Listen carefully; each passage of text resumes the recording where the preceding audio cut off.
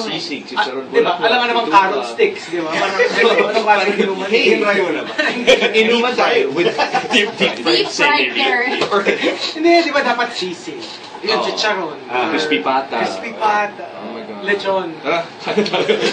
Pero yan, kahit masarap yan, nakaka-cause pa rin ng pain. Oh, what do you do? Well, ako, bukod sa pagtawa, Uy, pero sobrang tawa na masakit kaya yan. Ito na sabi mo, kasi kaya nga ako ginagawa ko minsan, kinokornihan ko talaga yung jokes ko. Para makapagpahinga naman ng konti ang mga tao sa katatawa. Gagamitin ko yan sa Pagka nakita nyo, pag narinig nyo corny yung jokes ko, sinadya ko yun. Para breather. Relax. It's a favor to you. Favor yan ni Michael V sa inyo.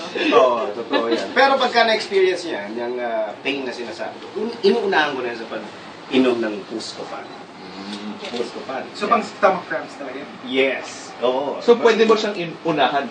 Pwede mo unahan. Mabisa kasi siya, tina-target niya yung stomach cramps. Tapos, it acts only where it's needed. Kaya, ang tiyan ko magaling agad. Ito masasabi ko, tiyan ka magaling. Magaling! Tiyan kayo magaling. Tiyan magaling yan. Buscopan. Pero, I like the fact that you can drink it before. Like, kunwari, right. Kunwari, alam mo mag-inuman ka, tapos meron kayong kakainin na fatty food na, alam mo naman na usually sumasakit yung tiyan mo, so pwede ka na mag-boost ko pa na yan. Hintay mo muna sumakit ng pati. O naman yung tipo, unahan mo na. Baka ma-addict ka. Well, the nice thing is, wherever you are, it's available. Yes. Available siya sa mga leading drugstores, yung mga... Sa hardware, hindi naman. Hindi masyado. Maraming katigas yun. Pero syempre, if symptoms persist pa rin, dapat kumonsulta pa rin. Syempre. Pero Buscopan, siyang kamagaling. Talagang... Galing naman. So, every time you have stomach cramps. Kaya minsan parang, kunyari, nanonood kayo ng bubble gum. Pag medyo sumakit yung tiyan niya sa kakatawa. May naka-ready na kayo. May naka-ready. Kung wala man, malapit na drugstore. Alam ko na. I-tape mo sa remote control. Oo. Diba? Para may ready na, para hindi mo na kailangan tumayo. Kasi kung medyo tamad ka, nanonood ka. Can you imagine, habang nanonood ka ng bubble gum, kumakain ka ng siling labuyo, maanghang na, tapos nasistress ka kasi dahil sa boss mo. dahil napaka-fatty nung kinakain mo. Kaya napapainom ka. Habang tumatawa ka sa bubble gum. Grabe, lahat na naman. The best yun. The perfect storm. Diba? Nag-brew na talaga. Right, well, it's so easy to get one. You know, just go to a leading supermarket and drugstore. Wala nga lang sa hardware. Wala. Huwag niyo hanapin doon. Huwag niyo hanapin doon. Alright, well, we're just happy that you were here. I'm happy to be here. Yeah, very. And it's funny ako dahil... Yeah, go ahead. When was the last time you were in the radio station? Hindi ko na may alala. Grabe. Ito nga di ba?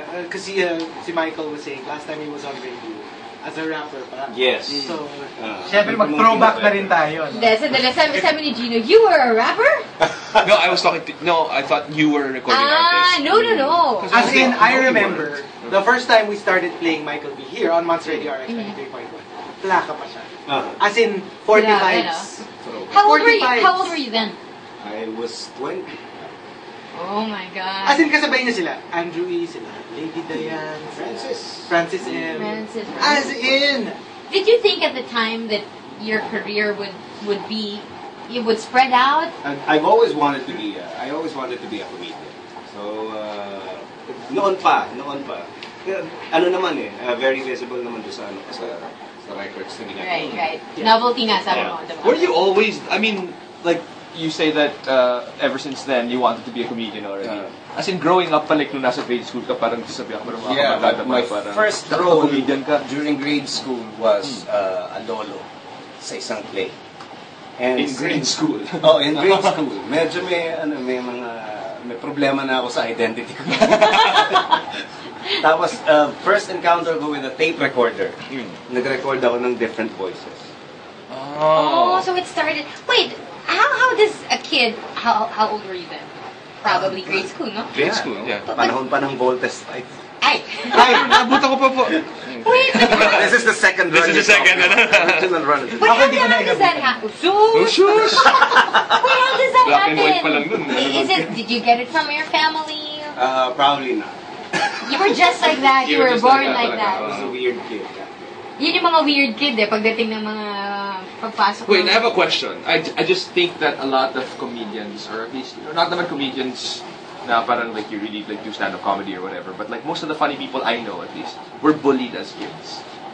Were you ever bullied? Or ikaw yung I bully? used comedy to not to be To bullied. disarm. Ah. To disarm the bully. Yeah, Galing. what I did was, naging nakibarkada ako Sa mga bully. And then, saka, alam mo, the truth is, pagka talaga you're the clown, or you make people laugh, people are nice to you. May immunity Actually, that's ka. true. May immunity ka kasi To a by certain degree. I think so. Not that they're laughing at you, but you make them laugh. They laugh with you. They laugh Kasi with in you. Chico's case, at you. Actually, I mean, Nabully ka ba, no? ay, naku.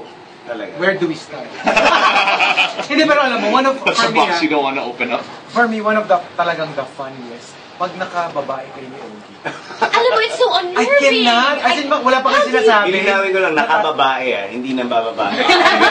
Nakababae. Ilinaw ko lang. Hindi kasi, okay, here's the thing, kasi we're actually doing something very similar on the show. Pero, kasi on Bubble Gang, they're also doing, my husband's driver.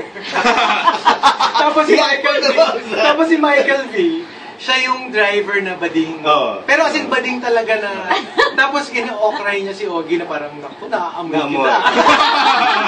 and the reason why yung wife niya did that, para hindi raw magselos yung husband. Oo, kumuha siya ng bading, para kasi, Nagkamali siya doon. Nagkamali siya doon. as in, nakakatawa. My husband. I hope you stay long enough to hear, kasi actually every Monday yun, so we'll actually do it now. We'll do it now. Nahiya ako kasi not only is he a comedian, he's a voice. I know, right? A voicing, Kasi talent. medyo weird for radio kasi they don't see us. Kailangan yeah. it's all voice, di ba? May freedom nga kayo. Or restrained. Or restrained. Or restrained sometimes. No, but he's here with us, spending his morning. But on aside Morning from Rush. that, we also got Buscopan. We got it. Thank you so At much. least that way, yun nga, kung nangyari yung scenario na nanonood kami ng Bubble Gang, tumatawa kami, tapos stress kami dahil fatty food yung kinakain namin, so napapainom kami, we can take Buscopan. Dinala ko talaga yan para sa inyo. I-tape mo na sa remote. Sakto, medyo remote size yung box. Alright, so we'll come right back. Yes. With more of Michael V right here on The Morning Rush. Presents you